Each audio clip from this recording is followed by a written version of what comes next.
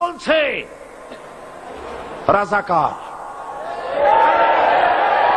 শুনে রাখো, চট্টগ্রামের লক্ষ লক্ষ জনতা, পার্লামেন্টে যখন আমাকে এই কথা বলা হয়েছিল, আমার পার্লামেন্টের কলিগ জাফরুল্লাহ চৌধুরী সাহেব বসে আছেন এখানে, হ্যাঁ, জাফরুল ইসলাম চৌধুরী বসে আছেন পাশে, প্রধানমন্ত্রী সুদ্ধা, অন্তত 3 শতাধিক পার্লামেন্টের সম্মানিত সদস্যরা সেদিন বসা। 1997 সনের বাজেট বক্তৃতা যখন আমি করতেছিলাম, ডক্টর কুদরতে খোদা, নাম রাখছে কুদরতে খোদা, আসলে গজবে খোদা। এ লোকটি নাস্তিক, ইসলামের চূড়ান্ত দুশমন।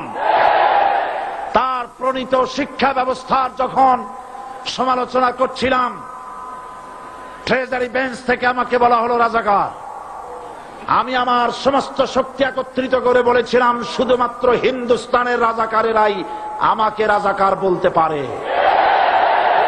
আমি বলেছিলাম 1973 সন পর্যন্ত আমি বাংলাদেশের কোন রাজনৈতিক দলের নেতা এবং কর্মী ছিলাম না। আমি রাজাকার নই। আমাকে রাজাকার বলে যদি তাকেও প্রমাণ করতে না পারে, 10 কোটি টাকার মানহানি মামলা দায়ের করব। আমার এই বক্তব্য সারা দুনিয়া শুনেছে।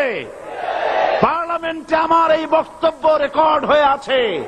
সেদিন 3 শতাধিক পার্লামেন্ট মেম্বারের কেউ আমার চ্যালেঞ্জ গ্রহণ করেন নাই।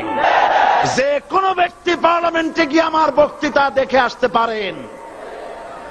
এরপরে 1997 সনের 7 অক্টোবর দৈনিক জনকণ্ঠ পত্রিকা যখন আমার বিরুদ্ধে লিখল, সেই পত্রিকায় সাইদির ওপেন চ্যালেঞ্জ 8ম পাতা, 1997 7 অক্টোবর, এত বড় 2 কলামে হেডিং।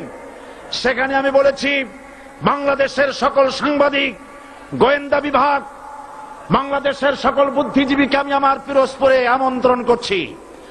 আমার উপস্থিতিতে যদি কেউ প্রমাণ করতে পারে বাংলাদেশের স্বাধীনতা যুদ্ধের বিরুদ্ধে আমার কোন ভূমিকা ছিল, সজ্ঞানে স্বেচ্ছায় জাতীয় সংসদের সদস্য পদ থেকে পদত্যাগ করব। 3 বছর পার হয়ে গেছে, আজ পর্যন্ত কেউ এই চ্যালেঞ্জের মোকাবেলা করে নাই। সুতরাং আমাকে যারা রাজাকার বলবে, তারা পিতৃ পরিচয়হীন অবৈধ সন্তান। 1971 সনের, শোনো মুসলমানেরা, 1971 সনের কোন কাদা সাইদির গায়ে লাগে নাই। আমাকে রাজাকার বলে জনগণ থেকে বিচ্ছিন্ন করবা, জনগণ থেকে আমারে বিচ্ছিন্ন করা যাবে না। কারণ এই জনগণ আমার জন্য আসে না, এই জনগণ আসে আল্লাহর কোরআনের জন্য।